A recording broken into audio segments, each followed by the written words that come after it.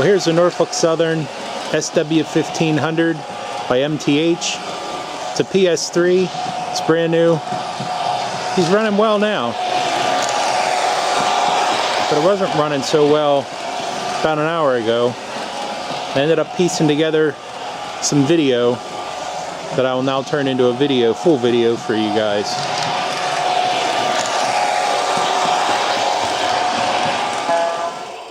Okay, here's an interesting, maybe you guys can help me out with before I box this thing back up and send it back. This is a brand new MTH PS3 SW1500 switcher. Now, as I was talking here, maybe you've noticed I got the thing running. What's with the speed differential on the two motors? Look at the gear on this one, how fast it's spinning, and then look at this one. I mean, this truck is significantly faster, to the point where I believe when I try to slow it down, you hear the brake sounds, and I think it's actually because this one is completely stalling and it thinks the brakes are on. Let me see if I can carefully drop it down. See, getting slower on the left? No. See that one on the left just sort of stuttering, and the one on the right's going 100 miles an hour. So what the hell? If you guys have any clue what's going on here, let me know. I don't know if there's an obstruction or something in there and I should take it apart, if it's an easy fix, or if it just needs to go back. But when it's on the track, what it does then is this faster one actually drags this one. I mean, that's how I started noticing. I ran it for 30 seconds and it started going. It was like spinning the wheels on the track here, dragging this one along.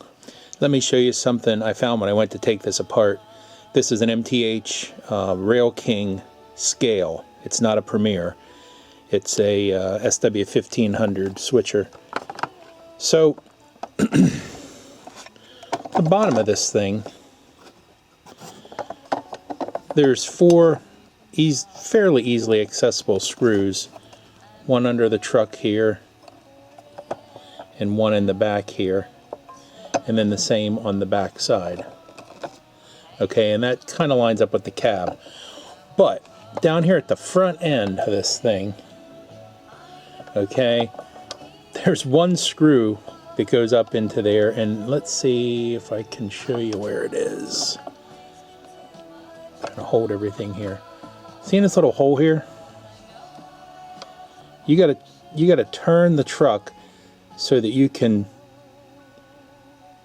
find that little hole, and there was a screw in there. Okay, now hold on a second. Where did it go? Okay, all the screws in the back are this length. They're the ones that were back here. This one in the front was really long. And I found this on other MTH. Every time you pull the screws out the first time, they're totally gunked up with plastic. It's like they didn't clean out the holes when they threaded the plastic shell. This thing was in there. They might as well put red Loctite on this thing, guys. It was in there so freaking tight, and I don't think I messed the head up. But I'll tell you what. These screwdrivers, these Wehas that I got, they're the best screwdrivers. I mean, they will not strip out. Look at the end of this thing. It has been through all kind of stuff, and you strip the screw out before you mess the end of this up. And I put this up in there and I tried it, and it wasn't the right size. So of course you go with this, okay, and the shaft is too big to fit through that little hole. So if you guys run into this problem, I can tell you 2 things that I did to make it work. First of all, and I'm sorry for bouncing around here, but I'm trying to... First of all, I took a flathead that fit into the end of this thing one way, and I stuck it in there, and I held it in my hand and put it up through there, and I started turning it out, putting a lot of pressure so I didn't strip it out. And at some point, it got super tight, and I could not even move it. It felt like I was going to break it. I turned it back in a little bit, and actually ended up turning almost the whole way back down and then backed it out. So that worked. If you get into that problem, which I've seen a lot, maybe try a flathead that fits it, and you know, turn it back in, tighten it up a little bit, and then pull it out and see what you get. So I'm going to check out inside here and see what's going on with these motors. Okay, so I have the shell off now, and the front motor has the little tack on it.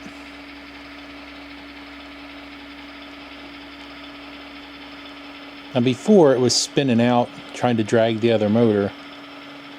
I don't think it's still doing it. I mean, this is 2 scale miles per hour through raw switches. I mean, that's asking a lot. If I bump it up to 3, it's a little smoother. 3 scale miles per hour. So either something on the shell's hitting, or it's grabbing one of the wires, or the other thing I did was this little gap in between this little sensor tape and that little board. I cleaned that with alcohol, and I cleaned that whole, that black and white sensor that goes around there. It had like oil or grease or something all over that white and black part, and I was thinking it wasn't reading clearly on the sensor. So maybe that did something to it. Not sure. I mean, so let's step back here. 3 scale miles an hour through the switches, which was a problem typically on switchers, because I've gone through those switches and one of the trucks is going to lose contact.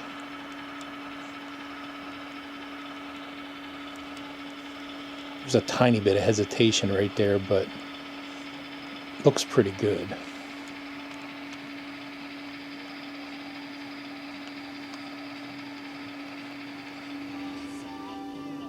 I like to document some of this stuff when I take them apart, just for my own benefit sometimes.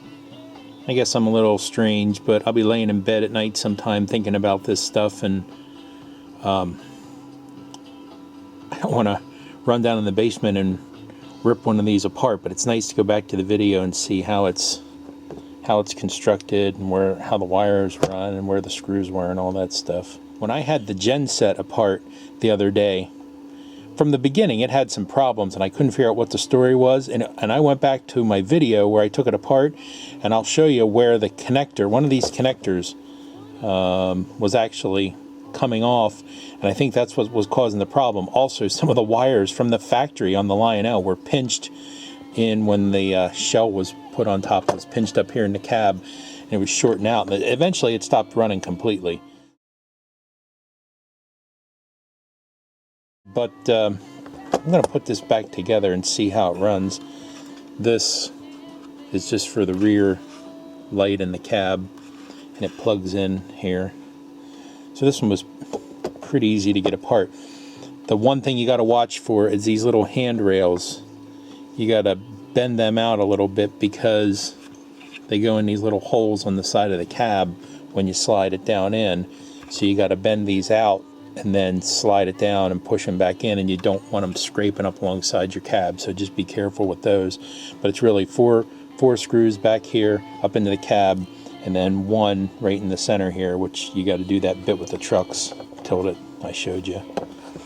But I don't think anything, I mean, this wire looks like it's a problem, but it's out of the way, and there's not a lot of room, you know, when the body's on here, so everything looks like it's in there, and I don't think the top of the motor was hitting anything. It could just be that it was this dirty in here, and this, I'm telling you, this thing was covered with crud, and I cleaned it off, and now it's working pretty well. So let's try it with the shell on. Okay, so here we go. I went to put the shell back on, and I noticed 2 things. First of all, you got to figure out where to go with this little connector here, see? And I want to make sure it's down, that it falls down and ends up maybe between the cab and here, but not down into this part here, because, you know, it turns when you go around turns on the track. And also, I don't know if you can see it, but I noticed way up in here, That black wire is not in that standoff, that plastic clear standoff. And what happens is when you push this down in there, boy, this is really difficult on the camera. This right here, the black wire was actually very close, if not hitting the flywheel on this rear motor. So maybe that's what it was doing. So I'm going to tuck these wires up in here carefully, and it's kind of difficult because you're trying to tuck them in here at the same time hold these things off the shell so you don't scratch your shell when you push it down on, and keep these wires in place up here. So just go slow with it, guys. Don't mess anything up.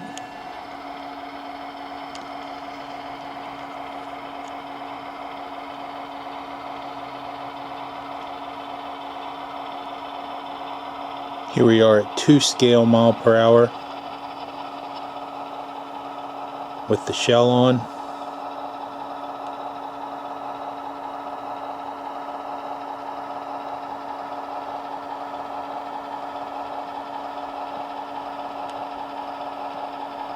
I mean, that's what I expected when I pulled this thing out of the box.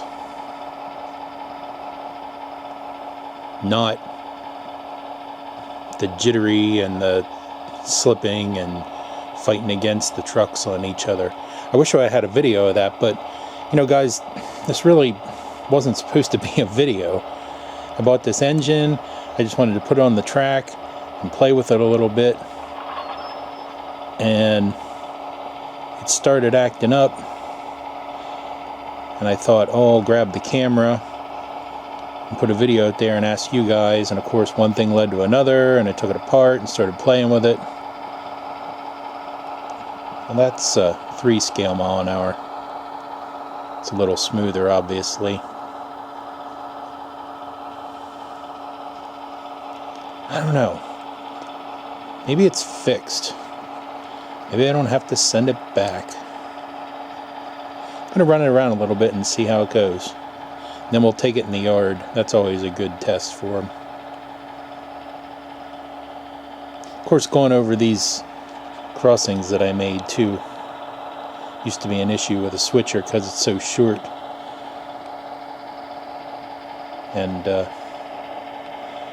you know, it's hard sometimes to make contact the way I did it on that center rail.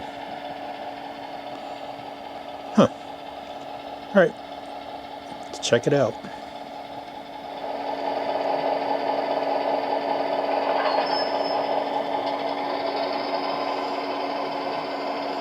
Two scale mile per hour. Backing through the switch downhill. Yeah, give it the ultimate test. Torture it.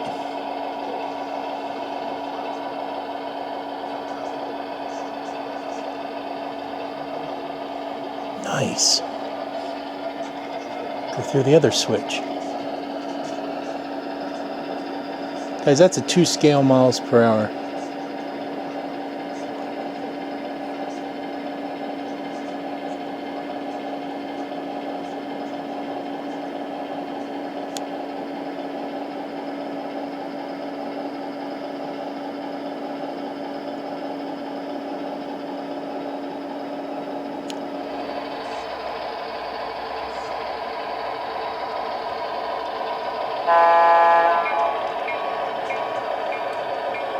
Local freight to engineer, over.